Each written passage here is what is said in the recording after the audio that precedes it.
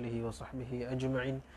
اللهم افتح علينا حكمتك واشرع علينا من خزائن رحمتك يا أرحم الراحمين. قال رب اشرح لي صدري ويسر لي أمري واحلل عقدة من لساني يفقهوا قولي. سبحانك لا علم لنا إلا ما علمتنا إنك أنت العليم الحكيم. وصلى الله على خير خلقه سيدنا مولانا محمد النبي وعلى آله وصحبه أجمعين. إلى حضرة النبي محمد المصطفى رسول الله صلى الله تعالى عليه وسلم وآله وصحبه الكرام مشايخنا الفاتحة. أعوذ بالله من الشيطان الرجيم. بسم الله الرحمن الرحيم.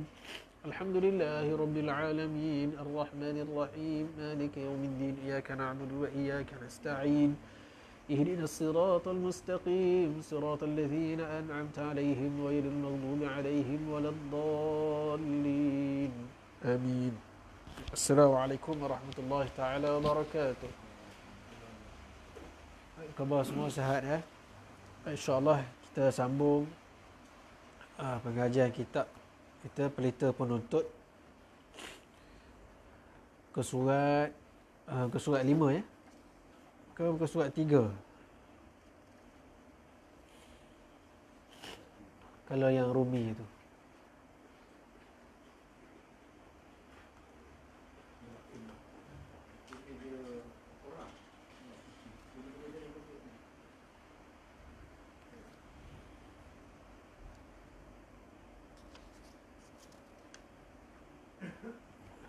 Betul dekat 3 tu kan? Ya. Baik, bismillahirrahmanirrahim.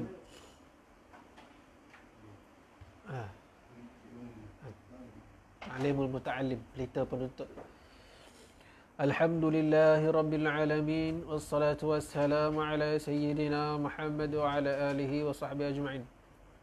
Maka berkata muallif rahimahullahu ta'ala, tatkala muallif tu apa? Muallif tu maksud dia pengarang kitab.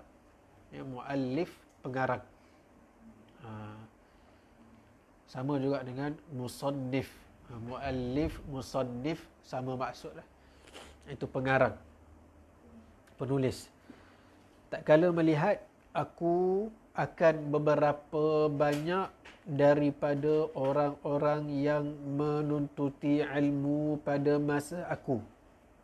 Jadi Syekh ni kata waktu tu banyaklah dia tengok orang yang menuntut ilmu, belajar, talaqi.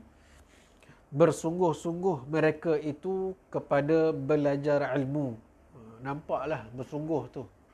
Ya, masing-masing sakanlah menuntut ilmu. Padahal tiada sampai mereka itu akan maksud-maksudnya. Jadi nampak bersungguh masing-masing. Tapi padahal tak sampai mereka itu akan maksud-maksudnya. Maksudnya tak sampai kepada itu maksud menuntut ilmu. Zahirnya, badannya itu nampak bersungguh. Bawa kitab, ya, gelik kitab, ya, junjung kitab. Mana ada kelas pengajian semua pergi, nampak bersungguh. Tapi Syekh ni kata dalam bersungguh mereka itu, tapi sebenarnya mereka tak sampai kepada maksud menuntut ilmu. Sebab apa tu?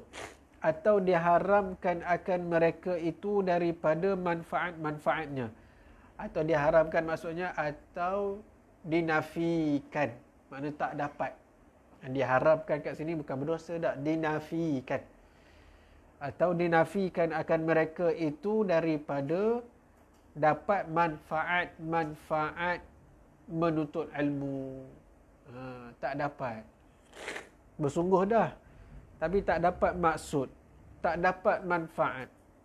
Dan luahan-luahannya, dan luahan-luahannya itu maksudnya buah menuntut ilmu itu, iaitu beramal dengan dia dan menghambur akan dia, maksud dia, dan menyampaikan dia. Itu buah dia.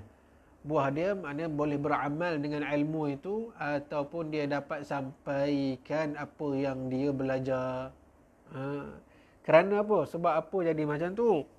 Kerana tersalah mereka itu akan jalannya.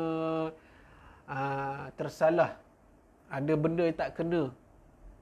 Jalan dalam dia menuntut ilmu tu ada benda yang dia tak jaga. Dan meninggal mereka itu akan syarat-syaratnya. Syarat apa? Syarat menuntut ilmu.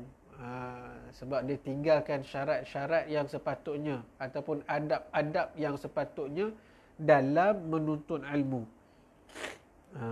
Jadi kita pada hari ni banyak orang menuntut ilmu nampak gaya je lah. Penuh surau masjid tapi waktu maghrib je. Tak salah. Tapi tengok kepada niat itu macam mana. Kalau niatnya sekadar nak buang masa ataupun sekadar nak penuhkan masa menunggu isyak, yang ini ada sikit tersalah niat. Sebab bagi dia sekadar nak isi ruang waktu maghrib ke isyak je. Kita duduklah. Jadi orang yang macam ni, kalau dia niat macam itu, itulah jadinya dia itu tak dapat manfaat, tak dapat buah-buah dalam menuntut ilmu itu, tak sampai kepada maksud, tak capai maksud menuntut ilmu. Sebab apa? Ada perkara syarat-syarat dia tinggal, dia tak buat. Dan tiap-tiap mereka yang tersalah akan jalannya. Bila dah salah jalan itu, nescaya sesat ia dan tiada mencapai ia akan maksudnya. Jadi bila dah tersalah, jadi tak sampailah. Bila tak sampai, tak dapat capailah maksud dalam menuntut ilmu. Sama ada maksud itu besar ataupun kecil. Tak kisahlah maksud dia untuk apa, tapi tak dapat juga. Jadi Syekh ni tengok kesian. Tengok ramai orang suka menuntut ilmu tapi tak tahu adab dia, tak jaga adab. Syarat-syarat menuntut ilmu tak tahu. Maka Syekh ni terpanggil lah. Dan aku kasih bahawa aku menyatakan bagi mereka itu akan jalan belajar. Jadi Syekh ni rasa kasih nak bagi tahu apa dia adab-adab dalam menuntut ilmu. Di Syekh ni pun tulislah. Dan aturannya atas kadar yang aku lihat. Dan aku lihat tu aku rujuk pada beberapa kitab-kitab. Dia baca, telaah. Dan aturannya atas kadar yang aku lihat pada beberapa kitab dan kadar yang aku dengar daripada guru-guruku, yang diambil daripada guru-guru dia yang mempunyai ilmu dan hikmah hal keadaannya. Aku berharap daripada orang-orang yang gemar padanya, pada menuntut ilmu ni, akan berdoa bagi aku, ataupun pada kitab yang Syekh ni karang ni, berdoa bagi dirinya, bagi aku, dengan kemenangan dan kelepasan pada hari kiamat kemudian. Pada hari kiamat kemudian daripada istikharah. Maknanya kemudian masuk kat sini, selepas daripada istikharah aku akan Allah Ta'ala padanya. Maknanya Syekh ni istikharah pada Allah Ta'ala, mohon petunjuk untuk mengarang kitab ini, supaya Allah bagi petunjuk dan ilham untuk dia karangkan kitab dalam adab bagi menuntut ilmu. Demikian juga perhamba yang menterjemah. Yang ni lain pula. Kalau kita tengok dekat sini, ni orang yang lain pula. Yang tadi pengarang asal, yang bahasa Arab, Ta'limul Muta'allim.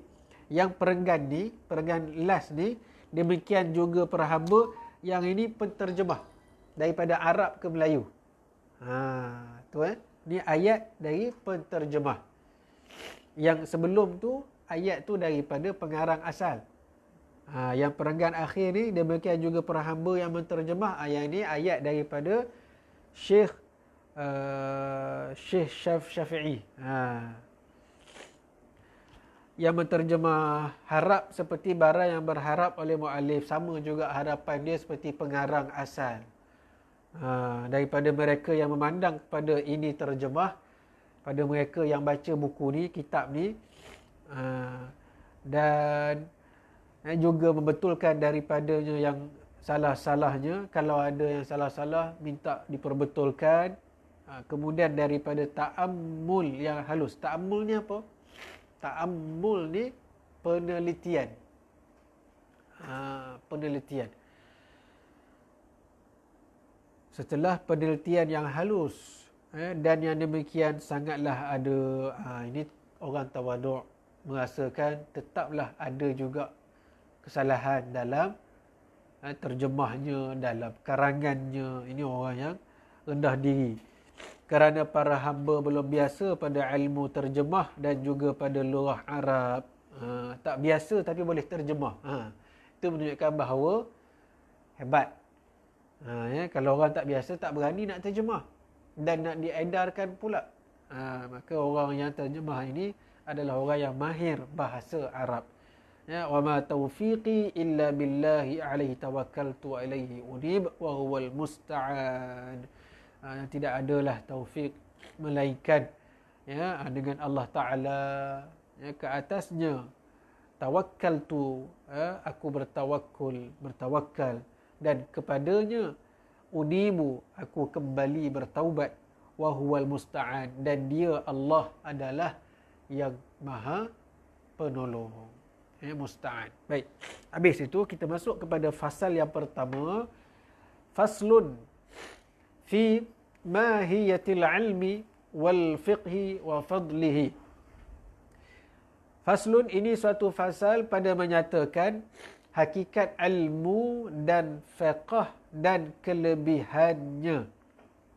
Fiqh dekat sini ada dua maksud. Sama ada fiqh iaitu ilmu fiqh ataupun fiqh iaitu kefahaman. Faham. Hakikat ilmu dan faham dan kelebihannya. Mana kelebihan ilmu dan faham ataupun fiqh, boleh dua-dua. Sebab dekat dalam tu nanti dia akan bagi tahu fiqh itu ilmu fiqh dan juga digunakan fiqh itu juga faham. Jadi ada dua kegunaan di situ. Pengarang kitab gunakan dua. Fiqh dengan makna ilmu fiqh dan yang kedua fiqh dengan makna faham. Itu ya. Baik, kewajipan belajar. Wajib.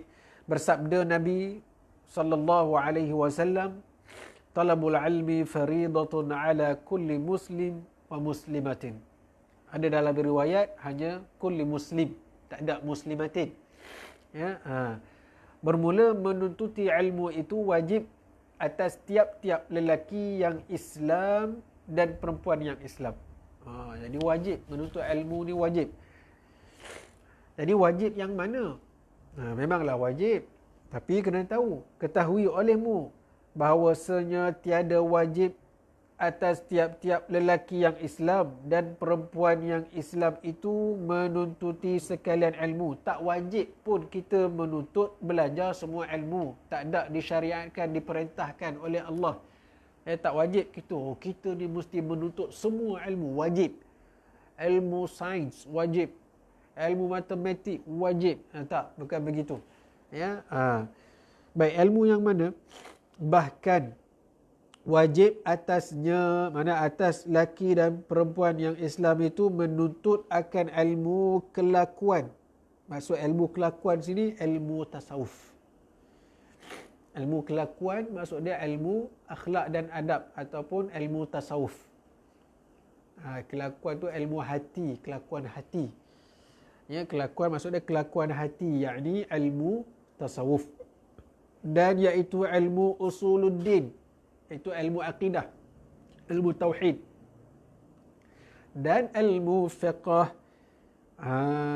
Ini kita dah bahas tempoh hari berdasarkan hadis Jibril, kan? Hadis yang kedua dalam hadis 40 Imam Nawawi. Hadis pertama yang tentang innamal a'malu binniyati. Itu hadis pertama. Selepas hadis itu dipanggil hadis Jibril. Jibril datang pada Nabi, tanya tentang ma huwal Islam, ma huwal iman, ma huwal ihsan.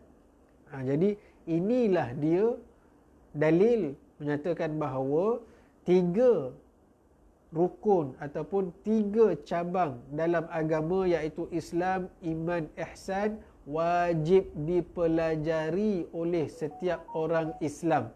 Kalau tidak, Allah Ta'ala tak perintahkan Jibril, sehingga kan Jibril menyamar jadi manusia biasa, menghadap Nabi SAW, bertemu lutut dengan lutut, bertanya kepada Nabi, apa itu Islam, apa itu iman, apa itu ihsan. Kemudian ujung hadis tu, sahabat tanya, siapa dia ya Rasulullah? Kan? Sebab tak nampak, tak pernah nampak. Bersih, nak kata jalan jauh, baju bersih. La yura alaihi atharus safari. Maknanya tak kelihatan pada diri dia itu kesan-kesan daripada orang yang musafir jauh. Jadi Rasulullah jawab, fa innahu Jibril. Maka sesungguh tu dia yang datang tadi itu adalah Jibril. Atakum liu'allimakum dinakum. Datang kepada kamu untuk mengajarkan kepada kamu tentang agama kamu. Jadi agama itu Islam, iman, ihsan, rukun agama. Jadi Islam yang 5 itulah. Ya. Jadi kita tolak satu syahadah tu, ada solat, puasa, zakat, haji. Jadi pencerahan tentang sembahyang, pencerahan tentang puasa, pencerahan tentang zakat dan haji, kita jumpa di dalam ilmu fiqh, kitab fiqh. Kitab fiqh bicara tentang sembahyang, puasa, zakat, haji. Jadi Islam, fiqh. Islam itu ilmu fiqh. Kemudian apa itu iman? Iman, beriman kepada Allah, malaikat, kitab, rasul, semua itu. Jadi yang cerita tentang sifat Allah, asma Allah, af'al Allah, yang cerita tentang malaikat, yang cerita tentang kitab-kitab, yang cerita tentang rasul, yang cerita tentang hari kiamat, qada dan qadar, semuanya itu dijumpai di dalam kitab akidah ataupun tauhid. Jadi iman, ilmu, tauhid. Iman, ilmu, tauhid. Kemudian yang ketiga, ihsan. An ta'budallaha ka'annaka tarahu fa in lam takun tarahu fa innahu yaraka. Iaitu satu perkara berkenaan dengan kepercayaan hati ataupun rasa hati. Iaitu engkau beribadah, engkau beramal, menyembah Allah Ta'ala itu, beribadah kepada Allah seolah-olah engkau melihat dia. Maknanya seolah-olah, ka'annaka tarahu, seolah-olah engkau melihat dia. Maknanya merasakan, sudut rasa. Fa'in lam takun tara, kalau tak dapat nak rasakan yang engkau itu melihatnya, fa'innahu yaraka, maknanya kita rasakan yang dia, Allah Ta'ala itu melihat kita. Jadi itu sudut rasa. Sudut rasa ni bahagian mana? Bahagian hati. Jadi ilmu yang bicara tentang hati ditemui di dalam kitab tasawuf ataupun ilmu tasawuf. Jadi ada 3 perbicaraan, iaitu bicara tentang amal zahir, makna amal perbuatan. Sembahyang, puasa, zakat, perbuatan. Itu anggota ilmu fiqh. Yang kedua tentang iman. Tentang iman, iaitu tentang kita fikir, tentang kejadian langit dan bumi, tentang kewujudan keesaan Allah, iaitu tentang fikir. Jadi tadi ada sudut buat, perbuatan, buat, fikir, rasa. Atau fikir, rasa, buat. Fikir sudut iman, rasa sudut ihsan, buat sudut Islam. Fikir tauhid, rasa itu tasawuf, buat fiqh. Rabu, fikir, rasa, buat. Inilah dia ilmu yang wajib dipelajari. Jadi kena tahu asas. Jadi dikategorikan sebagai ilmu fardu ain. Fardu wajib lah. Fardu ain. Fardu ada dua. Fardu ain, fardu kifayah. Fardu ain semua orang wajib buat, kena. Fardu kifayah seorang buat, lain tak payah. Itu fardu kifayah. Seorang buat, lain tak payah. Jadinya fardu kifayah tak ada masalah. Fardu ain ni yang masalah. Sebab fardu ain kadang-kadang jadi fardu kifayah. Tak apalah, dah ada wakil kat surau tu. Ada. Ini semua orang wajib belajar. Kadang-kadang bab solat pun tak lepas lagi. Tanya rukun solat ada berapa, Pak Haji? Sudah dah. Tak ingat. Syarat sah solat ada berapa? Apa beza syarat dan rukun? Jenuh nak berjawab macam tu. Solat dah lama dah. Dah 40-50 tahun dah sembahyang. Tapi beza rukun dengan syarat pun tak tahu lagi. Perbuatan satu sudut, ilmu satu sudut. Kerana ilmu, berbuat tanpa ilmu takut boleh jadi tersasar ataupun tersalah, tersilap. Kita beramal tanpa ilmu, tak tahu sah ke tak sah ibadat kita tu. Tapi kalau ada ilmu, kita boleh tahulah sah ataupun tak sah. Kan? Baik, apa dia beza rukun dengan syarat? Cikgu, apa beza rukun syarat, cikgu?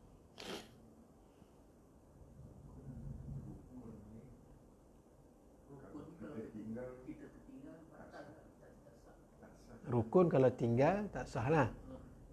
Syarat?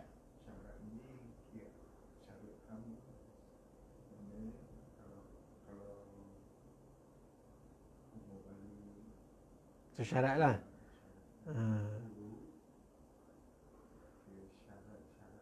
Syarat. Betul lah tu. Tak salah pun, betul. Cuma kalau nak lagi mudah, nak dipermudahkan lagi, kita ambil contoh masak nasi. Apa dia syarat dan rukun masak nasi? Syarat dan rukun masak nasi. Ada periuk, ada api, ada air, ada beras. Ada 4. Jadi syarat luar, rukun dalam. Syarat luar, rukun dalam. Syarat masak nasi adalah periuk dan api. Rukun masak nasi beras dan air. Faham? Jadi syarat di luar, rukun di dalam. Pasal rukun dalam sembahyang, syarat luar sembahyang. Jadi sama macam masak nasi, bahagian luarnya adalah periuk dan api. Dalamnya beras dan air. Itu. Rukun masak nasi, beras dan air. Syarat masak nasi, syaratnya kena ada api dan periuk. Kalau tak ada syarat, tak boleh masak. Faham? Jadi dah ada syarat, barulah ada boleh letak rukun. Jadi rukun dalam, syarat dekat luar. Tu contohlah. Nak mudah ingat. Baik, dan dikehendaki dengan kelakuan itu, iaitu pekerjaan yang kedatangan bagi manusia daripada kufur, iman, sembahyang, puasa dan lainnya, daripada sekalian kelakuan-kelakuan. Jadi kelakuan tu pekerjaan yang datang sama ada dari sudut kufur, iaitu bab hati lah. Bab kelakuan sama ada kelakuan hati ataupun kelakuan anggota. Jadi ada 2 jenis kelakuan. Dia panggil ada dua jenis fi'il, perbuatan. Perbuatan hati ataupun perbuatan zahir. Sebab itu, kalau dalam bahasa Arab, belajar Nahu, hati pun dia ada perbuatan fi'il. Dipanggil fi'il kalau belajar bahasa Arab kan. Dia ada fi'il, ada isim, ada harf. Kalau fi'il apa dia? Fi'il verb. Fi'il verb ke bahasa Inggeris? Betul lah kan? Kata kerja. Kalau isim noun. Itu noun. Noun kata nama, itu isim. Ya, jadi fi'il itu verb. Jadi cuma adalah beza sikit bahasa Arab bahasa Inggeris. Bahasa Arab hati, contohnya perasaan apa semua, itu dikategorikan sebagai fi'il, kata kerja. Iaitu kerja hati, kelakuan hati. Berniat, niat pun fi'il, kelakuan hati. Itu bahasa Arab lah. Baik. Jadi sebelum kita pergi jauh, di sini kita nak tegaskan ilmu yang wajib kita belajar ni, semua orang wajib belajar. Kalau tinggal dengan sengaja, hukumnya adalah berdosa. Berdosa. Sebab itu kena belajar. Wajib belajar. Bab solat kita sembahyang dah lama, tapi kita tak tahu syarat sah batal ibadat kita. Ya, boleh jadi takut ibadat kita itu rosak disebabkan kita meninggalkan ilmu yang fardu ain. Jangan ingat kita dah tahu semua. Ya, wajib belajar sebab ini adalah perintah Allah. Solat, ya betul, solat itu wajib, itu perbuatan. Tetapi nak solat, ilmu tentang solat pun wajib. Apa saja yang berkaitan dengan wajib, maka ianya wajib. Jadi solat wajib, ilmu tentang solat pun wajib. Ilmu tentang solat bukan sekadar niat takbir rukuk tu tak. Ilmu tentang solat bermula daripada hadas. Bermula daripada bersuci. Solat di situ mula dia, bab taharah.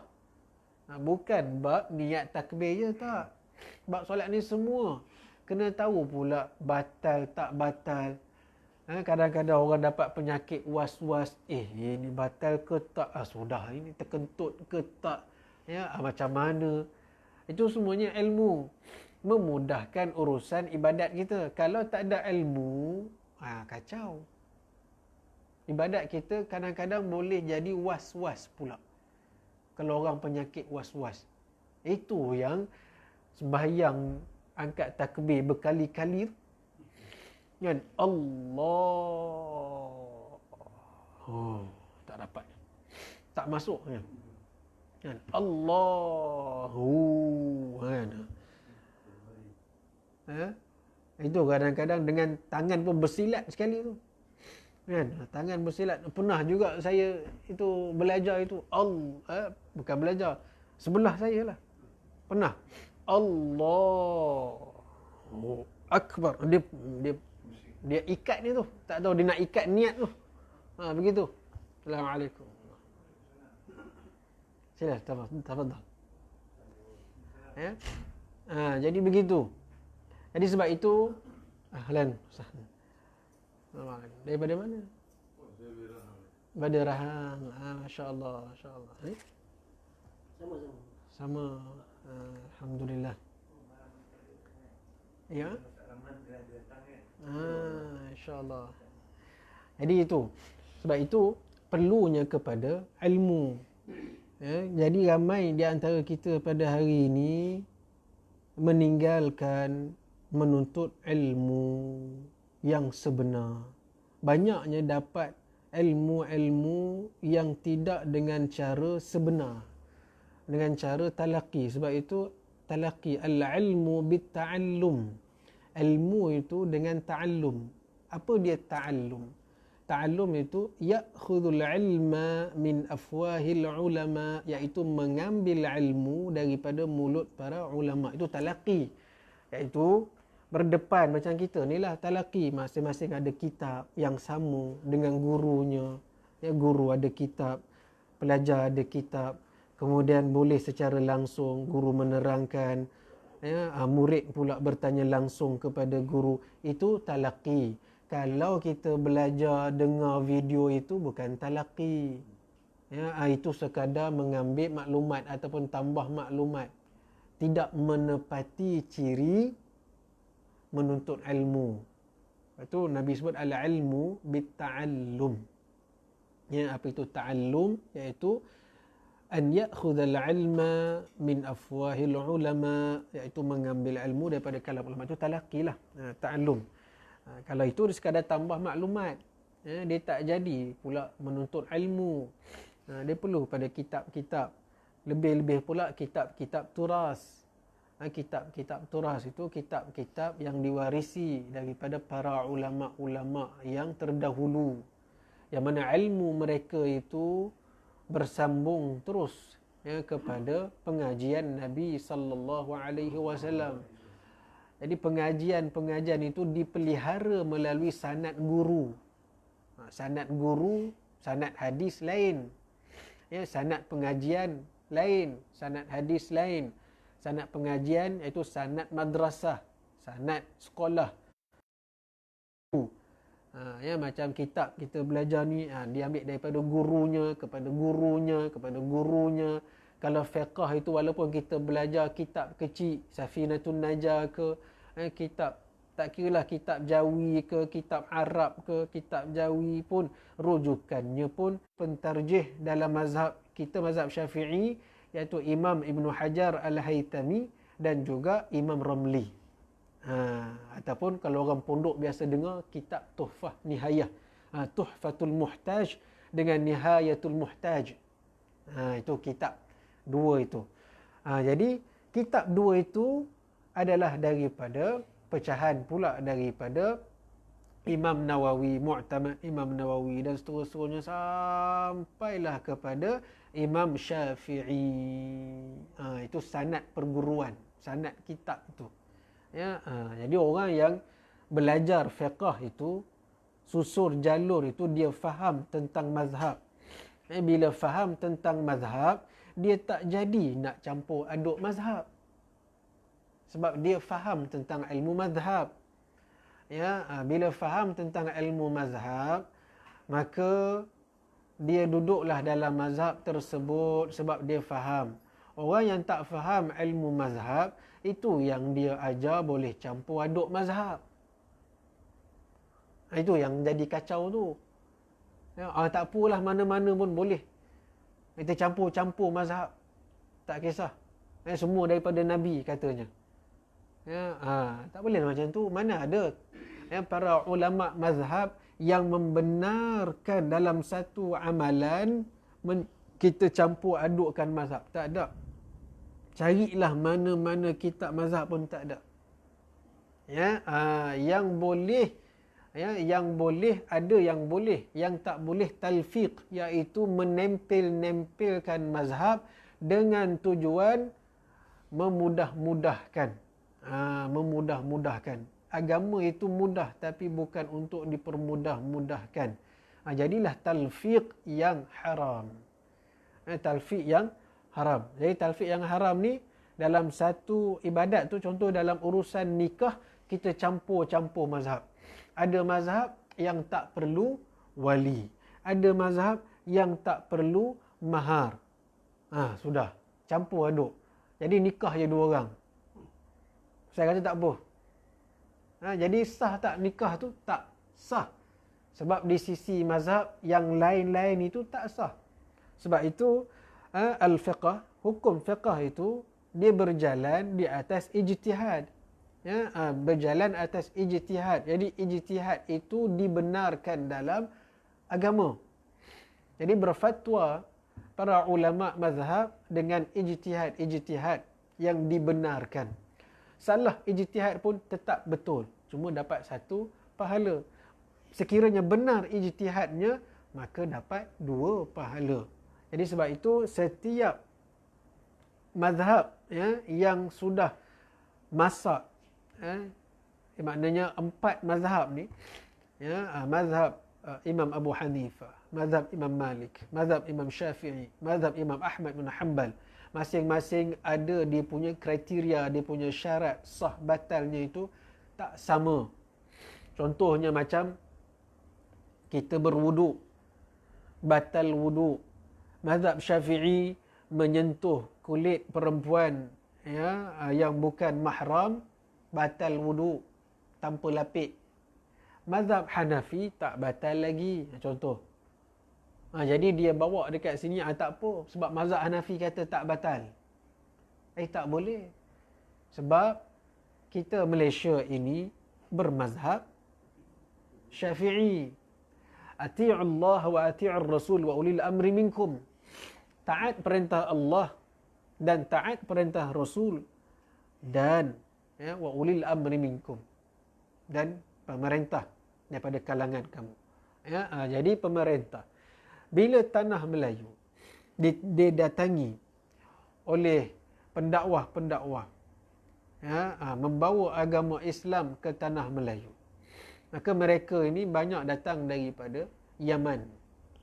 Yaman, maklum dah, ulama-ulama sebelah Yaman yang datang ke tanah Melayu ini lalu membawa dari sudut fiqahnya itu mazhabnya adalah mazhab Syafi'i.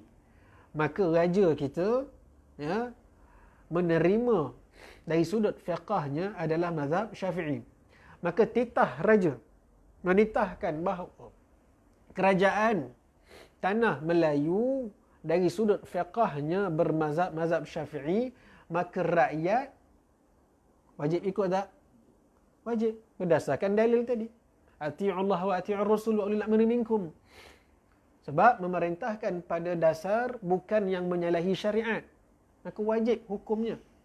Itu perintah hukum Allah Ta'ala. Jadi bila raja sudah menitahkan bahawa dari sudut amalan fiqah tanah Melayu adalah berdasarkan mazhab Syafi'i, kewajiblah kita mazhab Syafi'i. Dari sudut tauhidnya Asy'ariyah dan Maturidiyah. Dari sudut tasawufnya atas dasar rujukannya adalah Syekh Junaid Al-Baghdadi dan juga Hujjatul Islam Al-Imam Al-Ghazali. Inilah awal lagi tanah Melayu kita berpegang pada perkara ini. Tiba-tiba mai pula tahun 50-an bawa fahaman yang mana datang dari balik daripada negara-negara Timur Tengah lah. Jordannya, Mesirnya yang terpengaruh dengan gerakan-gerakan di sana itu, dia bawa datang ke tanah Melayu. Maka disebarkan. Maka terjadilah sejarah kaum muda dan kaum tua. Kaum tua mereka yang pengajian tradisional, pengajian pondok. Kaum muda ni banyak lepasan-lepasan universiti daripada luar. Kaum muda bawa pula mereka punya pemahaman pemikiran. Jadi pemahaman pemikiran mereka itu banyak kepada yang tidak bermazhab, yang kita nak cakap bahasa yang lunak tu tak boleh nak lunak sangat lah. Sebab memang itu yang berlaku. Melihat pada perkara sambutan Maulud Nabi, melihat pada perkara membuat tahlil kenduri arwah, ini pada tahun 50-an datang. Dan antara pelopornya itu Syekh Bandung. Syekh Bandung. Sebab itu ada kitab karangan Syekh Abdul Qadir Al-Mandali menjawab ataupun dia rad menjawab fahaman Syekh Ahmad Bandung ni tentang tidak bermazhab ataupun boleh bagi orang awam tidak mengikut satu-satu mazhab. Jadi kekacauan lah. Bila berlaku kekacauan tu kena jawab lah. Jadi perkara ini adalah perkara yang baru di tanah Melayu. Kita kira baru lah walaupun tahun 50-an. Sebelum merdeka. Tahun 50-an. Jadi baru. Cumanya kita kena ikut yang asal lah. Itulah dia yang asal. Iaitu berpegang kepada salah satu daripada 4 mazhab disebabkan oleh apa? Disebabkan pemerintah kita yang berpegang kepada mazhab Syafi'i. maka kita kena ikut ulul amri dari sudut inilah. Dari sudut yang lain tu cerita lain. Jadi mazhab orang awam adalah mazhab para mufti. Mazhab orang awam adalah mazhab mufti. Maka bila diperintah titahkan oleh ketua agama, iaitu yang di-Pertuan Agong ataupun raja, maka mufti-mufti negeri semuanya bermazhab Syafi'i, kecuali satulah negeri Nun Pasir Berdengung jauh di sana tu, iaitu dia tak bermazhab Syafi'i. Dia semua mazhab ataupun katanya Quran dan sunnah. Tak tahulah ikut mazhab Syafi'i tak ikut Quran sunnah, tak tahulah juga kan. Habis tu mazhab Syafi'i ikut apa? Taurat, Injil. Ikut Quran sunnah lah. Itu fahaman baru, tapi pun ramai yang ikut. Ramai sebenarnya tak ramai. Tak apalah. Biarkanlah mereka tu. Mudah-mudahan kita doakan semoga mereka kembali balik. Dia doakan kita, kita doakan dia balik.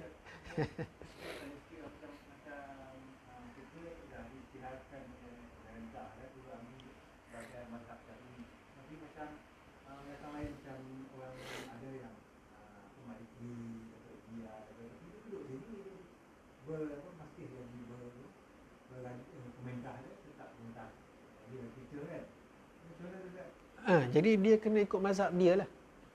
Sebab dia bukannya di sini. Dia ikut tempat dia. Macam kita kalau kita pergi ke Turki contoh. Turki mazhab Hanafi. Kita tak perlu ikut, tak wajib. Pasal dia bukan ketua negara kita. Kita kena ikut ketua negara kita lah.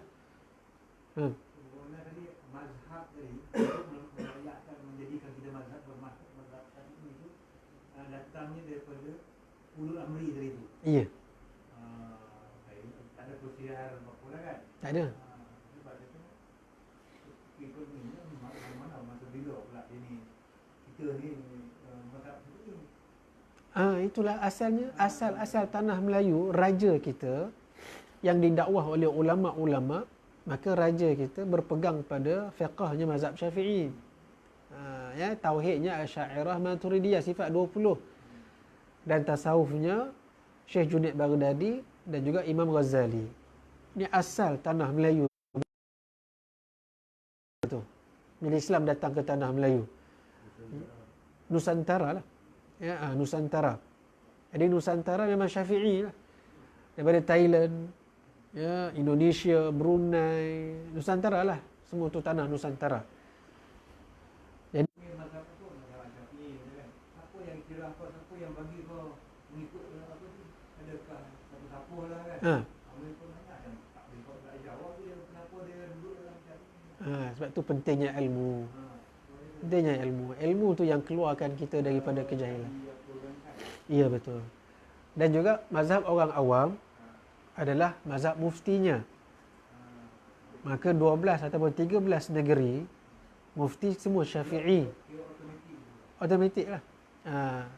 Dia bukan kira automatik. Satu automatik taatan kepada ulul amri pada sudut syariat.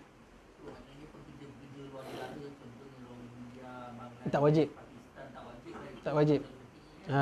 Sebab mereka dibesarkan dengan mazhab mereka.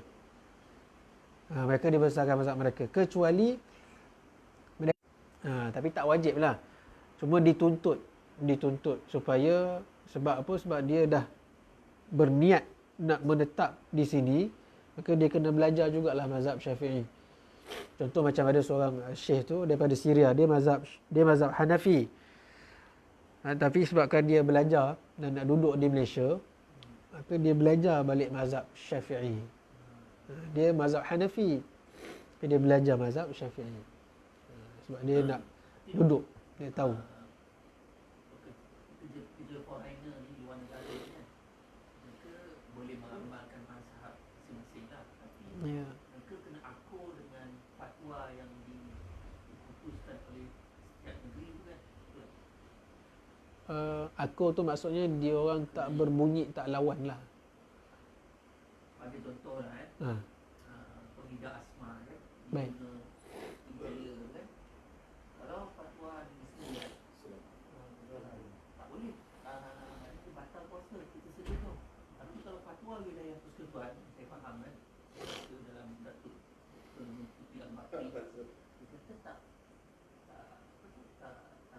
Tak batal. Tak lah puasa.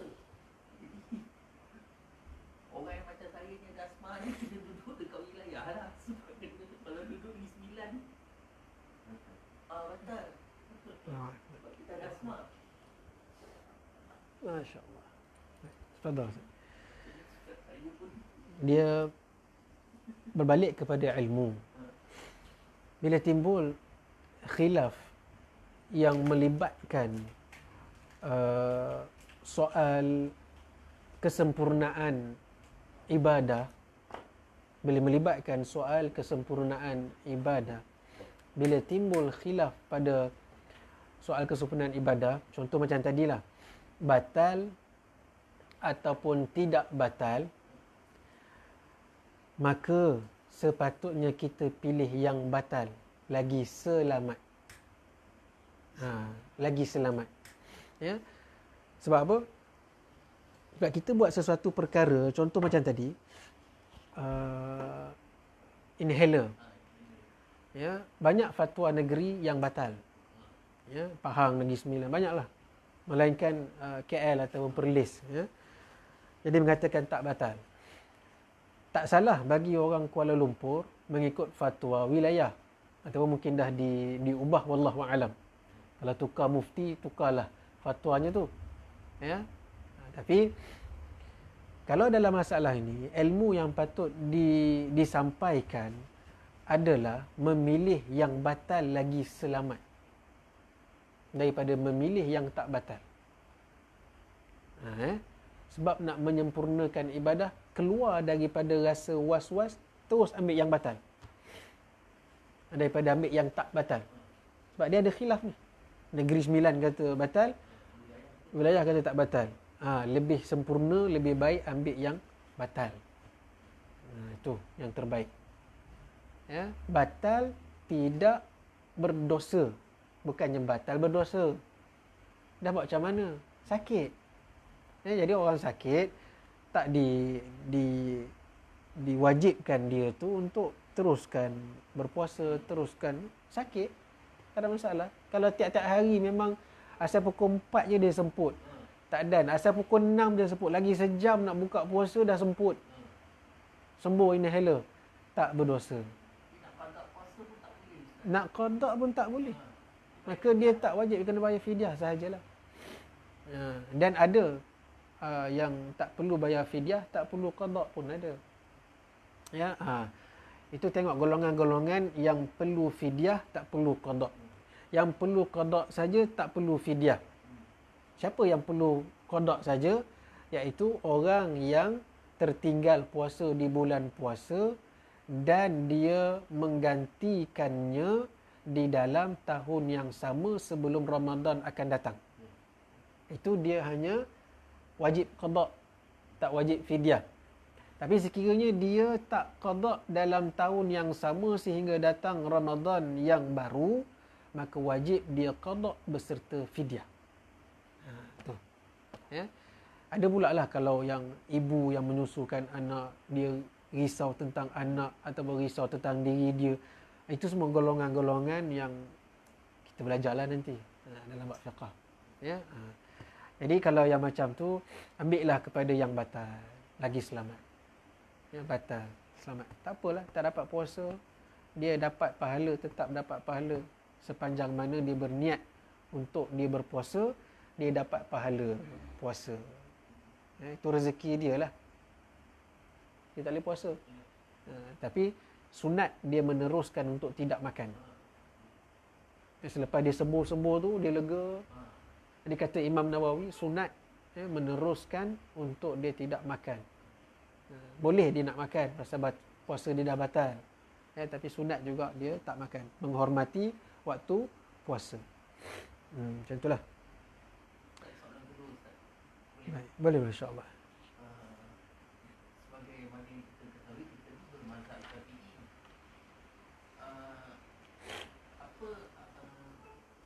Apa istilah kita nak pakai sekiranya waktu kita zakat fitrah, kalau mengikut Imam Syafi'i kena bayar 16, tapi kita bayar dengan duit ni mazhab Imam Abu Hanifah. Hanafi kan. Jadi istilah kita menggunakan mazhab lain tu apa Ustaz? Meminjam ke, mencampur aduk ke, macam mana kalau kita pinjam? Dia taklid. Bertaklid. Bertaklid. Bertaklid pada mazhab yang lain bersyarat apabila untuk maslahah ummah maka harus bertaklid, ataupun dalam keadaan darurat harus taklid, Tapi itu dalam bahasa Melayu apa? mengikut mengikut mazhab lain dalam sesuatu perkara, ya, sama ada darurat ataupun maslahah. Maslahah itu maksudnya untuk kesenangan orang ramai. Maka jawatan kuasa fatwa-fatwa, ya, berkumpul, bersidang, maka dalam masalah pembayaran zakat untuk memudahkan orang ramai dia masuk dalam keadaan maslahah tadi, maka taklid pada mazhab Hanafi untuk membayar zakat dengan duit, menggantikan. Mana terus dengan duit tanpa perlu makanan ruji. Ya, harus hukumnya. Maka itu adalah sistem fatwa. Jadi disepakati oleh, berkenan oleh raja, maka mufti keluarkan fatwa, maka boleh pakai. Maknanya tak ada istilah mencampur aduk ke. Tak. Ini sebab tu bersyarat beras pun pakai.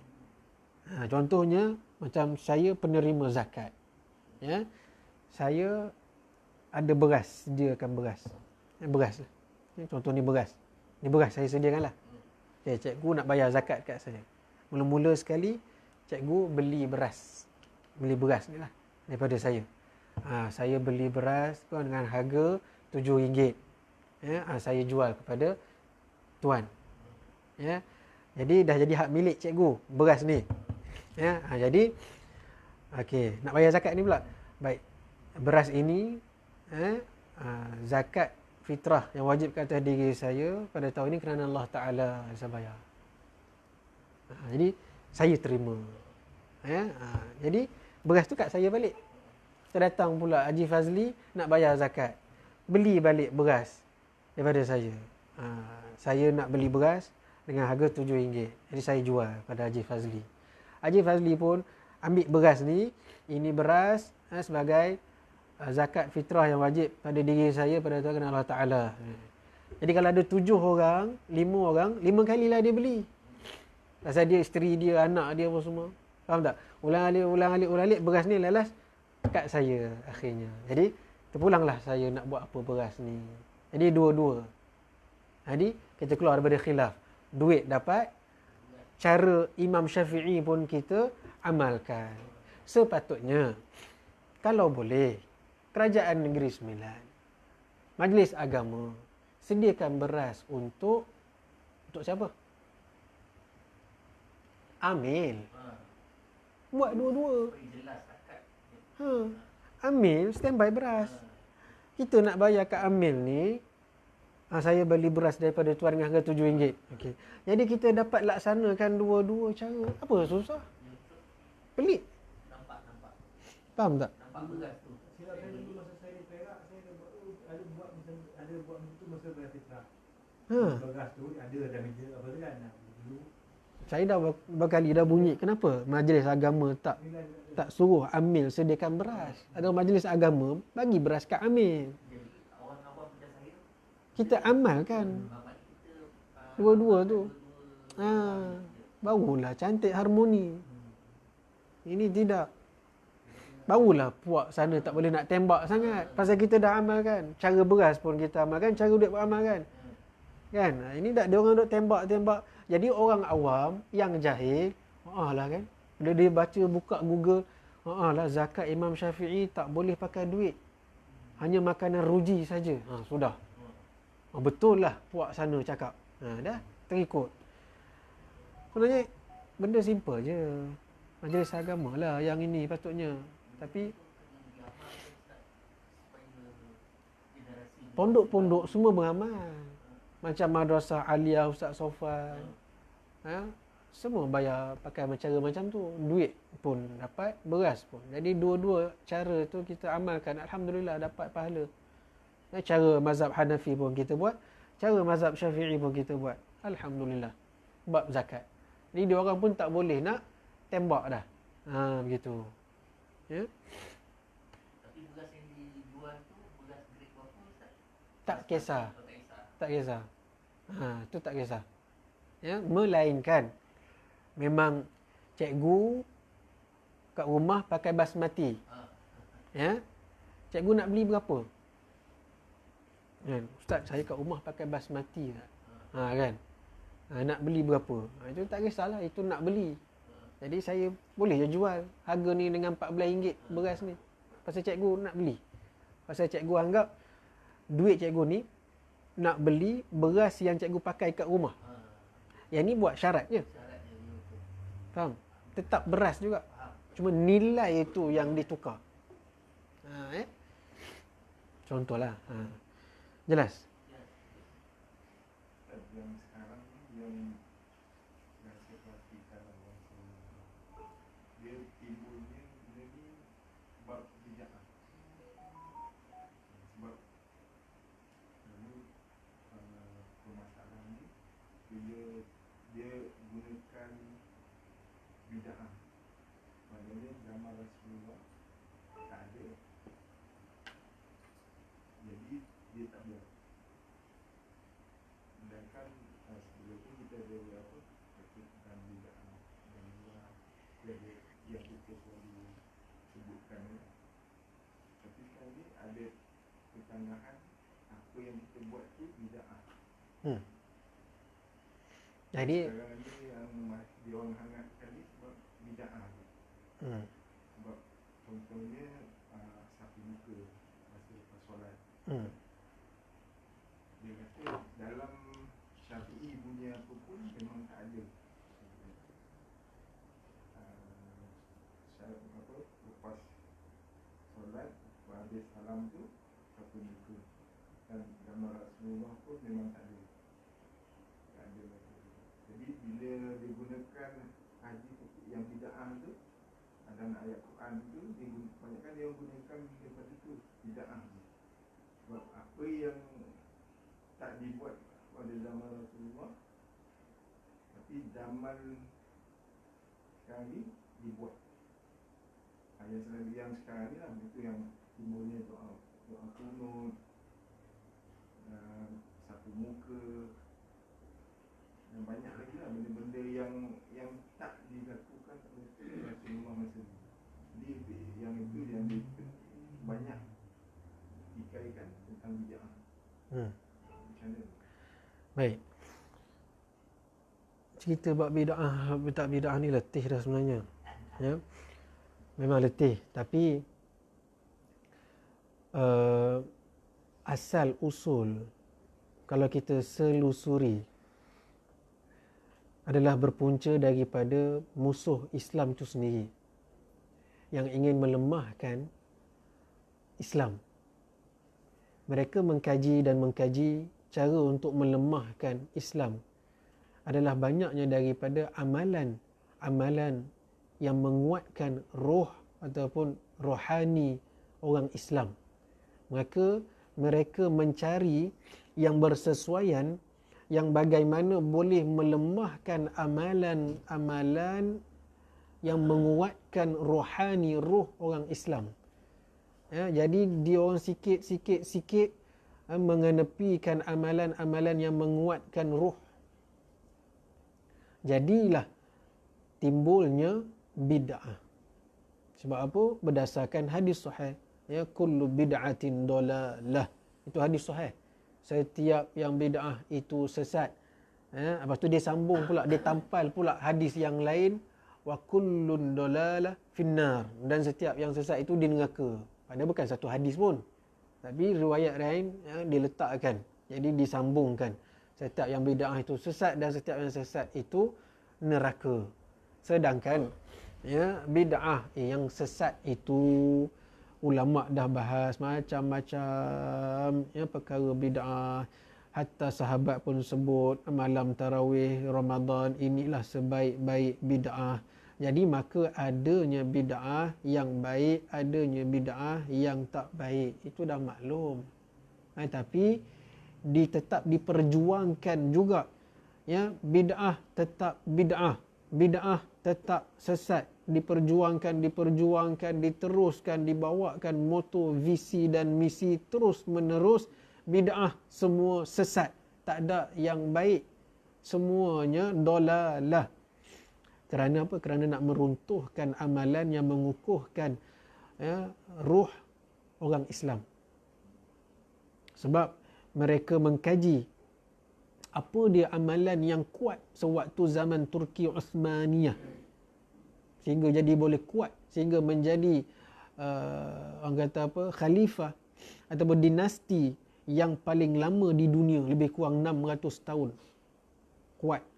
Kerana apa? Kerana semuanya lebih kepada amalan kerohanian. Daripada sultan yang pertama, Osman Ghazi, sebelum tu lagi kerajaan Seljuk, semuanya ada guru mursyid yang bertarikat. Kalau tengok setiap sultan semua bertarikat. Dari sultan yang pertama sampailah Sultan Abdul Hamid, semuanya ada guru mursyid, amalan zikir yang tersendiri. Setiap askar Janissary wajib mengambil amalan tarikat. Janissary ni askar istana lah, yang power Janissary. Jadi di sini kekuatan Sultan Muhammad Al-Fatih sendiri pun. Jadi kat sinilah kekuatan ini yang punca menguatkan roh orang Islam. Maka mereka kaji Rasulullah, zaman Nabi, zaman sahabat, ada tak buat macam ni? Tak ada. Jadi kita gunakan istilah bid'ah. Nabi tak buat. Sedangkan ini adalah kekuatan roh orang Islam, tapi dicuba, dimomokkan, dibawa sampailah orang boleh terima. Ada puak yang jahil ni dia terima benda ini adalah bid'ah. Faham? Sultan Muhammad Al-Fatih sebelum nak pergi berperang dengan askarnya akan bertawasul dulu ke makam sahabat. Siapa sahabat? Siapa nama sahabat? Abu Ayyub Al-Ansari. Akan pergi ke makam sahabat dulu, bertawasul. Sebab Abu Ayyub Al-Ansari itu cerita kisahnya dulu pun berhasrat melaksanakan, merealisasikan sabda Nabi SAW untuk buka kota Konstantin. Tapi tak dapat. Maka wasiat, kalau wafat nanti, meninggal nanti, nak tanam di depan pintu kota Konstantinopel tu. Sebab nak dengar derapan kuda yang dijanjikan Allah kepada kita melalui lidah Nabi sallallahu alaihi wasallam. Nak dengar tu.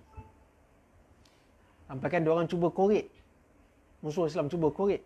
Tapi tak jumpa, tak ada. Itu kisah, banyaklah, panjanglah kisahnya. Dan amalan mereka berzikir, bertarekat. Sultan sendiri ada guru mursyid yang tarekat, ada yang macam-macam tarekat lah. Tarekat Naqsyabandi, tarekat Bakhsyiktasnya, macam-macam tarekat. Jadi inilah perkara-perkara yang tak ada zaman Nabi. Dan dicuba momokkan dengan perkataan bid'ah. Nak melemahkan tawassul syirik. Itu jadi tawassul syirik tu. Sampai bergaduh. Sampai membunuh ulama di Mekah. Ramai. Benda sejarah ni tak boleh nak padam.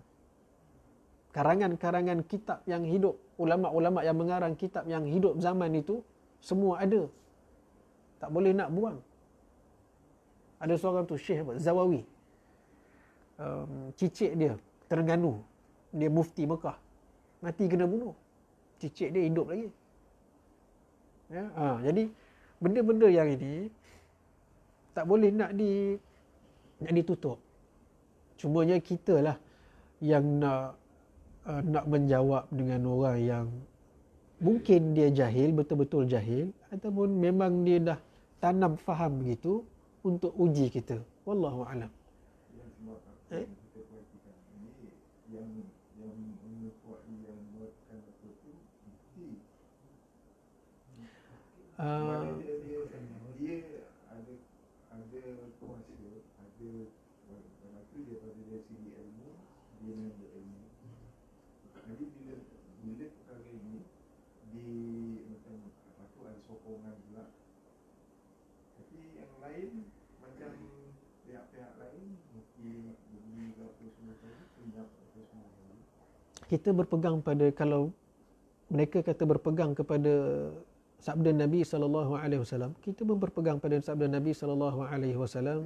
Nabi SAW pernah bersabda, alaikum bil jamaah, tetaplah kamu dengan jamaah. Apa itu jamaah? Iaitu majoriti. Jadi majoriti kita bermazhab Syafi'i. Satu negeri saja yang tak ikut mazhab. So penilaian bagi orang yang waras, yang adil, yang berpegang pada sabda Nabi itu, nak pilih yang mana? Nak pilih yang minoriti ke nak pilih yang majoriti? Cukup itu sudahlah. Tak payah nak bahas bid'ah tak bid'ah, cukup. Cukup situ je. Nabi suruh kita ikut yang majoriti. Allah Ta'ala pun suruh kita ikut majoriti. Ihdinas siratal mustaqim, siratal ladzina an'amta alaihim. Siapa dia? Anbiya, awliya, siddiqin, syuhada, wassalihin. Mereka ni yang majoriti. Daripada zaman Nabi SAW sampai ke zaman sekarang, mazhab dari sudut fiqahnya, majoriti umat Islam di dunia bermazhab salah satu daripada 4, bukannya campur 4-4. Satu. Dari sudut iman, akidah, tauhid, daripada awal selepas zaman salaf itu, bermula daripada zaman Imam Abu Hasan al-Asy'ari sampai pada zaman kita pada hari ini, majoriti umat Islam berakidah mengikut cara yang disusun oleh Imam Abu Hasan al-Asy'ari dan Imam Abu Mansur al-Maturidi. Majoriti. Dari sudut tasawuf pula, maklum, Hujjatul Islam al-Imam al-Ghazali dan juga Syekh Junaid al-Baghdadi. Majoriti orang Islam yang beriman, yang waras, nak ikut majoriti ke nak ikut minoriti? Simple. That's very simple mathematics. Tak perlu nak bahas hujah bid'ah, hadis, Quran. Tak ada. Sudah. Faham kot situ sudah. Kalau majoriti ini sesat, maka semua neraka. Ulama-ulama yang mu'tabar dan kita sebut tadi tu, Imam Nawawi, Imam Ibn Hajar Al-Asqalani, Imam Rajab Al-Haytami, habis semua ulama-ulama yang masyhur ini sesat, semua neraka. So mana yang betul? Dia ada satu universiti di England, dia panggil SOS, iaitu School of Oriental and African Studies. That's an orientalist. Ini dia cari jalan macam mana nak melemahkan umat Islam. Dan antara graduan dia, Qasim Ahmad dan Mazhab pun buat sabbatical di situ. Itu cerita background dia. Cumanya Qasim Ahmad dia Quranis. Dia pergi ke Quranis pula. Dia anti hadis. Mazhab pula dia gabung pula. Jadi itu fahaman-fahaman yang disambung. Orientalis ni dia sambung daripada Freemason. Bukan kita nak cerita bab apa konspirasi ke tak. Sebab antara faktor kejatuhan Turki Osmaniyah ini adalah memang daripada golongan Masonik. Golongan Freemason yang bertapak di Istanbul waktu itu. Ya, yang memang ditulis dalam diari Sultan Abdul Hamid pun begitu. Antara faktornya adalah fahaman Wahabi dan juga Freemason. Dan sebut juga je kan. Jadi yang W dengan ni ada kaitan. Bukan tak ada. Jadi gitulah cerita dia. Quranis lain. Banyak dalam web-web, contohnya salah satu web yang kita boleh nak baca kalau kita tak ada ilmu, kena refer guru lah. Ya, web The Answering Islam.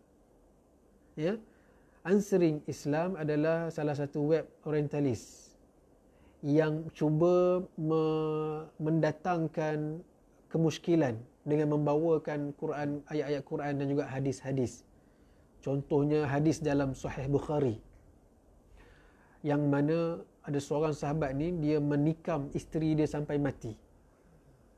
Datang berjumpa dengan Nabi SAW dan Nabi tidak berkata apa-apa. Dan tidak menjatuhkan hukuman terhadap lelaki yang bunuh isteri dia tadi. Ya, Sahih Bukhari. Itu dia timbulkan persoalan, adakah begini cara pengajian Nabi? Membenarkan dan tidak menjatuhkan hukuman terhadap pembunuh. Sedangkan kisahnya lain. Kisahnya isterinya ini tadi seorang yang menyebarkan fitnah dan mengumpat dan mencaci cerca Nabi SAW, dan berkali-kali suaminya itu tadi memberi amaran supaya diam. Dan penyebar fitnah, Allah Ta'ala bagi tahu, al-fitnatu asyaddu minal qatl. Dan kerana tak tahan marah, ya, lalu menikam. Dan itulah kisahnya. Hanya pada dia, bukan pada yang lain hukum itu. Ya, sebab isterinya itu memang bahasa mulutnya mencaci cerca Nabi, menyebarkan fitnah, boleh memburukkan bila orang yang tak tahu dengar tentang Nabi, dengar tentang Islam, jadi tak nak pada Islam. Jadi dengan sebab itu suami dia tikam, tak boleh tahan marah, bunuh. Dan Nabi senyap, tak berkata apa-apa. Tapi orientalis pusing hadis tu, dia datangkan kemusykilan persoalan. Jadi kalau orang yang tak ada ilmu, habis baca. Banyak lagi lah contoh-contoh lain dalam website tu, boleh baca. Sampai hadis Bukhari Muslim pun disahihkan pula oleh Al-Bani. Dia pun contoh orang lain. Al-Bani itu siapa? Lebih hebat daripada Bukhari. Ya, jadi Allah, panjang lah. Al-Bani ni seorang toke jam. Kelebihan dia rajin membaca. Dan kelebihan dia pula, otak dia Allah bagi kuat ingatan. Ya. Tapi dia tak berguru. Banyak dia menghafal hadis. Dia kuatlah ingatan dia tu. Sampai dia rajin membaca kitab-kitab hadis, kitab-kitab ulama apa semua. Tapi tak berguru. Ikut dan dia je. Lepas tu dalam Sahih Al-Bani, sekejap hadis sini sahih, sekejap sini dhaif. Jadi banyaknya cacar merbah dia punya pensahihan dia tu. Dan ulama banyak dah, even puak W sendiri pun ramai yang tak iktiraf Al-Bani. Ramai tak iktiraf. Awal-awal dulu. Bila kita keluarkan dia punya, kata apa? Dia punya, nak sebut apa ya? Selain pada tembelang tu, dia punya, Allahumma salli ala Muhammad, dia punya kepincangan itu, jadi dia orang dah tak petik Al-Bani sangat dah. Kurang dah. Kalau kita tengok tokoh-tokoh W dekat Malaysia ni, tak banyak petik Al-Bani. Dia banyak petik Syekh Arnaud. Ya, Syekh Arnaud. Bagi diorang itu antara muhaddis moden, Syekh Arnaud. Tapi kita ramai lagi. Itulah. Allahu Akbar. Tak masuk lagi kitab fiqahnya. Baru kitab pelita penuntut lah. Kan? Allah Subhanahu Wa Taala alam, habis kitab ni. Pasal tak tutup lagi kitab ni tadi. Kita baca sikit lah kitab fiqah. Sikit-sikit. 10 minit. 5 minit. Ya. Allahumma Muhammad. Kita sambung kitab Hidayatus Sibyan, bab Kitabus Solah. Kita berhenti kat mana itu hari? Syarat sah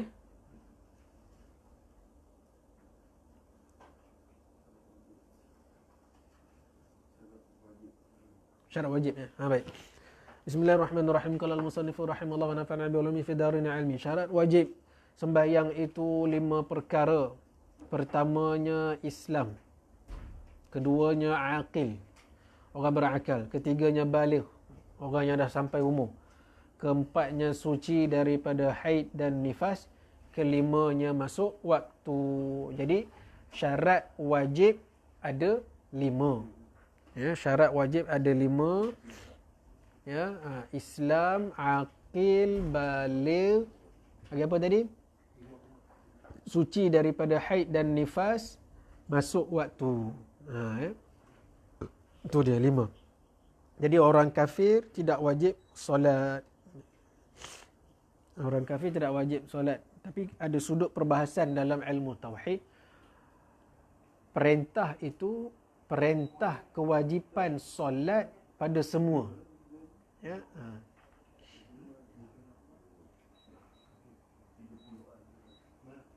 Ada.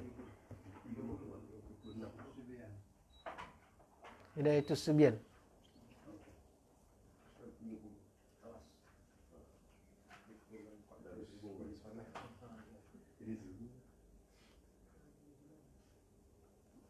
Baik.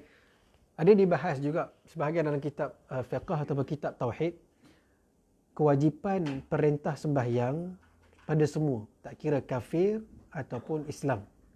Itu perintah pada semua. Adapun wajib solat hanya pada orang Islam. Wajib solat hanya pada orang Islam. Ya, jadi orang kafir tak wajib solat lah. Kemudian baligh, sudah sampai umur. Jadi baligh ni, kalau bagi orang kita katakan maksimum, kalau seseorang tu tak ada tanda-tanda, dia tak bermimpi ke, tak keluar mani ke, tak datang darah haid ke, ya, sampai umur berapa dikira baligh? Laki dengan perempuan 15 lelaki sama, 15 sama. Tahun Qamari, 15 tahun Qamari ke tahun Hijri. 15 tahun Islam lah. Tahun Islam. Maksud dia, kalau anak kita tu ataupun seseorang itu dia tak datang haid ataupun tak pernah mimpi, tak keluar mani, kalau dia lahir, ya, contohnya dia lahir 1 hari bulan 2 sekian, ya, umur dia genap 15 tahun, kalender Masihi, 1 hari bulan 2 tahun sekian, maka sebelum tu lagi sebenarnya dia dah baligh. Sebab kalender Qamari itu, kalender Islam itu, dia awal beberapa hari. Jadi persoalan, wajib tak dia qada sebelum tu? Wajib dia qada kalau dia tak semayang lah. Ya, kalau dia semayang tak wajib qada lah. Maksudnya sampailah dia baligh dia tak semayang. Jadi waktu dia dah baligh tu, ya, yang dia tak semayang tu wajib dia qada. Wajib dia qada. Ya. Tu untuk baligh. Untuk baligh. Baik. Untuk orang kafir, ya, untuk orang kafir yang masuk Islam, adakah wajib dia qada solat? Persoalan. Orang kafir masuk Islam tak wajib qada. Baik. Okey, orang murtad wajib tak dia qada solat lepas dia masuk Islam balik? Dia Islam, kemudian dia murtad, lepas tu dia masuk Islam balik. Wajib tak dia qada solat dia semasa dia murtad?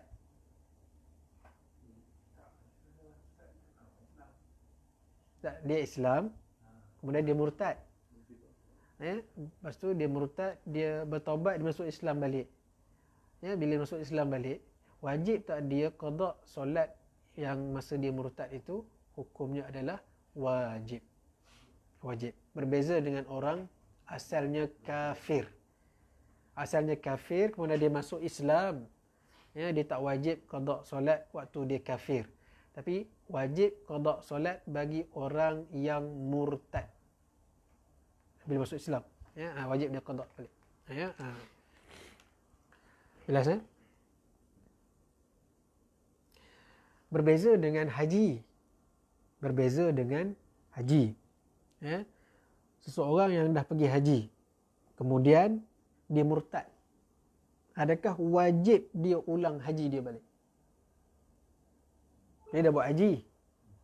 Lepas buat haji, ya, tiba-tiba dia uji, contohlah kan, dia murtad. Murtad dia jadi kafir lah. Maknanya tercancel haji dia. Wajib tak dia ulang balik haji dia? Dia buat haji dia masa Masa dia Islam. Jadi tak wajib dia ulang balik. Dia asal Islam dan dia dah laksanakan kewajipan haji dia tu masa dia Islam. Walaupun dia murtad selepas itu, haji dia sudah dikira tak terbatal haji dia. Ya, tak terbatal haji dia. Baik. Ini pasal haji ni. Ya. Yang baru ni ada jemaah kita 7 orang tak dapat wukuf. Sudah. Gagal wukuf. Jadi berarti dia tak boleh tahalul.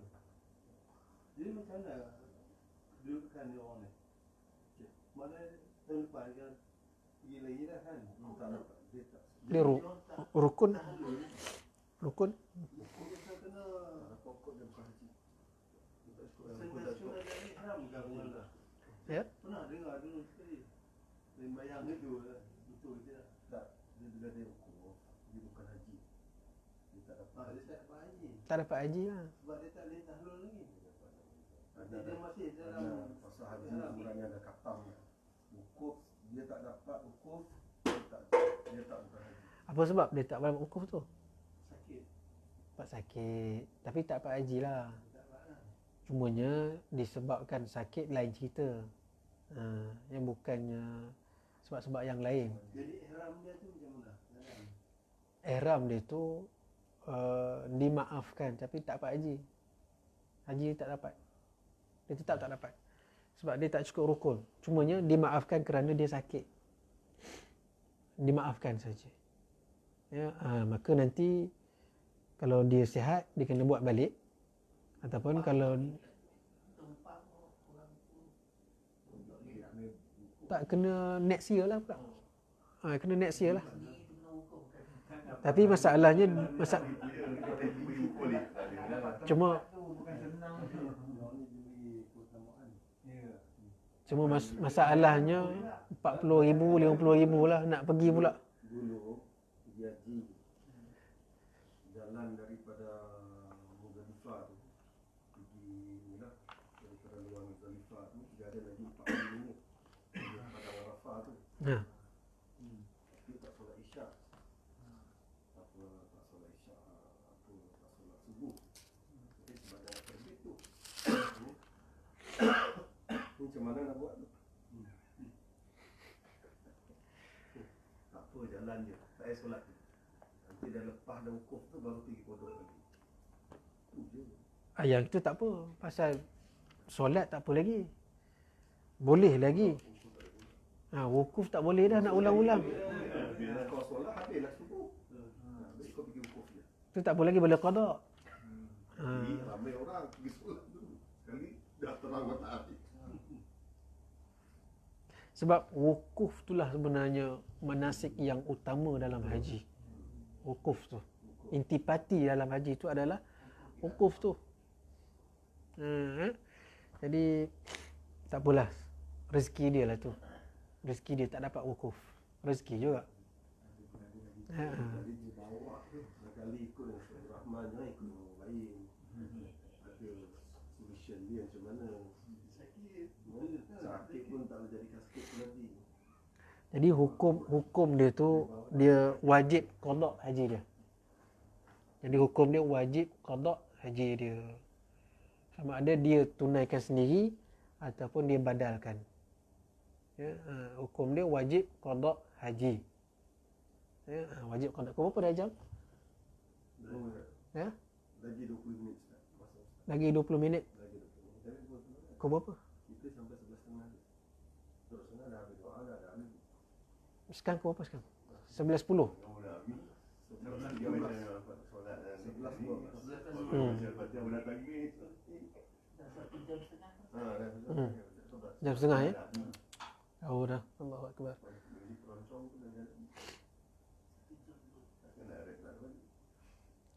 Sebab itu kalau tak sempat wukuf memang tak sah.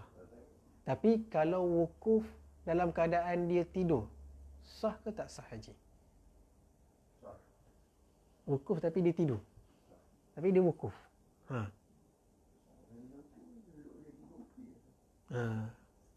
Sebab wukuf tu dia sekejap je. Ya, di Arafah tu dia sekejap. Ya, Sebab syarat wukuf tu orang itu dia tak gila atau pensan. Kalau tidur tak apa. Dia tak gila atau pensan. Kalau gila pensan tak sah. Tapi sebelum dia pengsan tu dia sedar okey. Sekejap dapat tu dapat. Ya. Dia sedar. Wukuf belum masuk mabit lagi.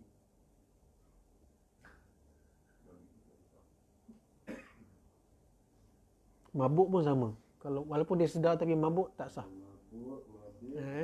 Tapi lengkap lah. Tapi dia orang yang apa tu dia pakai kain apa ni nak bas dia. Dia kerja main-main. Selipar pun boleh tinggal. Dia beza kalau lelaki dengan perempuan tempat wukuf dia yang afdalnya berbeza, tak sama. Kan tu maklumlah. Biasa dalam kursus ada sebut kan. Tempat afdal bagi lelaki tempat Rasulullah duduk tu dekat kaki Jabal Rahmah tu kan. Dekat batu-batu besar. Kalau perempuan pula tempat afdal dia wukuf tepi Arafah. Tu untuk perempuan. Tu tempat afdal. Tapi semua dah belajar kan masa tu. Allah. Okeylah, insya-Allah ada soalan lain. Kalau ada soalan lain. Penat. Ada soalan lain. Hari ni. Soalan lain. Sebelum kita nak tutup majlis. Last. Apa salahnya sekali-sekala saya mungkin tempat. Zuz. Ada? Buat qada solat. Ya.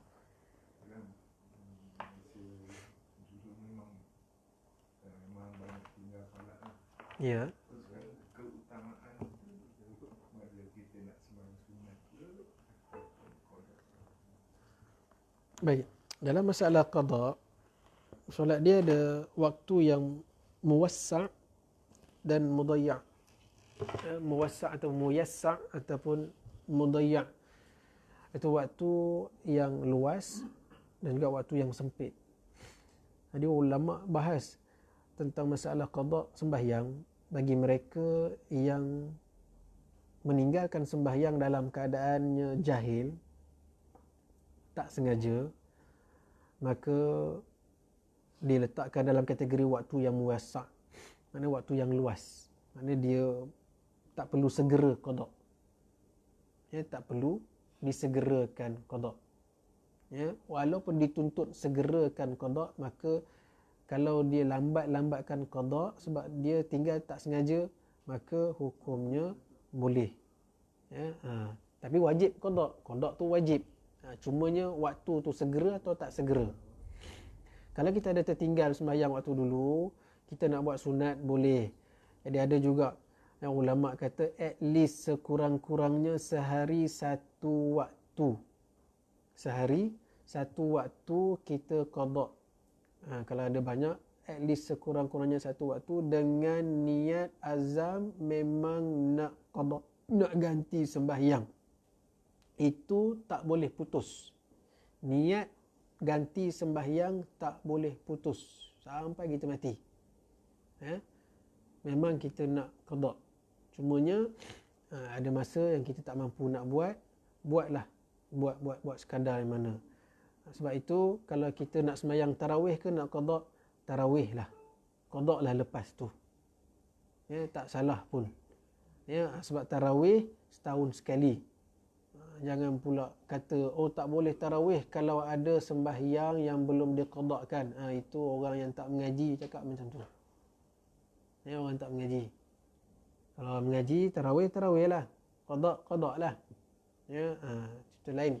Jadi tak menghalang kita untuk solat sunat walaupun kita ada sembahyang yang tertinggal, sembahyang wajib. Tak menghalang kita untuk sembahyang sunat. Ya, boleh. Yang sunat setiap solat tu mana Buat. kita buat sunat. Buat. Lepas tu qada pun kita buat. Qada pun buat. Tapi ada yang yang ustaz ada lah yang mana kita selagi tak buat qada tu, Tak habiskan qada, jadi tak boleh buat sunat. mana keutamaan tu buat qada Ha. baru lakukan sunat. Sebab tu dia kena perhalusi lagi. Sebab dalam fiqh tu itulah dia term dia. Waktu yang luas, waktu yang sempit. Itu term dalam fiqh. Ya, waktu yang muwassa' dan waktu yang mudayya'. Ya, tu dua term yang diguna pakai dalam perbahasan ilmu fiqh. Jadi kalau faham yang itu, insya-Allah fahamlah. Ya, kalau tak faham yang itu kadang-kadang yang mengajar sendiri pun tak faham. Sebab dia mungkin tak sampai atau mendalami bab yang itu. Tak salahkan dia juga. Ya, tapi kalau kita dapat sumber yang lagi baik, kita ikut je lah, insya-Allah. Ya, buatnya. Yang penting jangan putus qada tu walaupun satu waktu sehari. Buat. Dan mohon pada Allah Ta'ala supaya Allah Ta'ala luaskan masa kita supaya kita dapat qada dengan lebih banyak waktu-waktu yang kita tinggalkan dulu. Mana sekali sunat buat dia itu kita buat juga. Buat. Mana keutamaan tu Buat. Tu rawatib buat. Yang ada masa yang kita buat. Ya. Melainkan ada sebahagian pendapat mengatakan kalau kita sengaja tinggal sembahyang, sengaja, yang itu wajib segera qada. Dulu memang banyaklah tinggal Tapi tak apalah pasal dah lama kan. Jadi buat list. Kan sehari 5 waktu, sebulan 5 darab 30. Jadi tik lah, dah qada tik. Start umur berapa? Umur 20 tahun sampai umur 30 tahun, 10 tahun sembahyang tak pernah penuh. Ada penuh, ada tak penuh. Tak apalah, lamsamkan 30. Macam seolah tak sembahyang langsung. Tik je lah. Tik. Dah qada tik. Mudah-mudahan Allah Ta'ala terima dan ampunkan dosa kita. Sebab itu kita mohon pada Allah Ta'ala supaya segala amal-amal yang baik itu dihimpunkan semua sekali. Bila ditimbang tu nanti, memang dosa tetap dosa, pahala tetap pahala. Mudah-mudahan pahala kita lebih berat daripada dosa. Berat je pahala daripada dosa walaupun sekilo ataupun 100 gram. Berat pahala kita 100 gram daripada dosa, syurga dah. Itu keadilan Allah Ta'ala. Syurga dah. Cumanya sebab itu ada dosa besar, dosa kecil. Dosa besar, satu dosa mungkin 100 kilogram. Ya? Jadi 100 kilo ni kita nak impun dengan apa? Mungkin ada amalan yang baik yang boleh cover up kita punya dosa tu. Itu Allah Maha Adil. Jadi timbang semua. Sebab itu bila ditara-tara timbang dosa dan pahala sama, itulah guna syafaat Nabi SAW. Sebab satu kain ridak Nabi ataupun serban Nabi, dia dah sama. Beratnya mungkin 500 gram. Memberatkan timbangan pahala kita, selamatlah kita, syurga Allah lah. InsyaAllah mudah-mudahan. Ya. Sebab syafaat daripada Nabi penting. Syafaat daripada guru pun penting. Guru boleh bagi syafaat pada murid. Guru yang sudah sampai. Yang boleh bagi syafaat. Syafaat guru pada murid sahajalah. Yang tak boleh. Satu lagi taubat ni. Kalau kita lepas bayang kita biasanya Allah Ta'ala kan. Apa ni saya beristighfar. Baik. Itu dikira sebagai taubat kan? Itu kena ada sebutan khusus ke, masa yang khusus. baik. Taubat dia ada kita boleh pecahkan pada dua ataupun tiga lah. Satu sudut lafaz, satu sudut perbuatan anggota, satu hati. Jadi tiga-tiga ni tak boleh pisah. Sudut lafaz iaitu kita istighfar, sama ada kita baca istighfar kabir ataupun sayyidul istighfar ataupun apa saja. Sudut perbuatan kita solat sunat taubat. Dan ada juga dalam kitab tasawuf mandi taubat.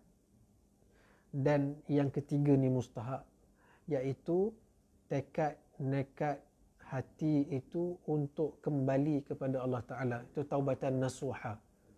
Tiga ni mesti kena sekali. Kalau lafaz sahaja, jadi ulama katakan lafaz sahaja hanya menggugurkan dosa kita yang kecil. Lafaz sahaja hanya menggugurkan dosa yang kecil, tanpa ada taubatan nasuha, itu hati benar-benar menyesal, bersungguh-sungguh kembali pada Allah Ta'ala. Itu baru dikira taubat. Maknanya taubat nasuha. Kalau lafaz baca astaghfirullah, astaghfirullah, astaghfirullah, setiap satu lafaz itu akan menggugurkan dosa-dosa kita yang kecil. Contoh dosa yang kecil, tak apalah dalam pengajian kan. Contoh kita pergi pasar, tengok pera orang, pera amoy. Bukan nak tengok pera amoy pun, tapi tertengok, itu dosa kecil.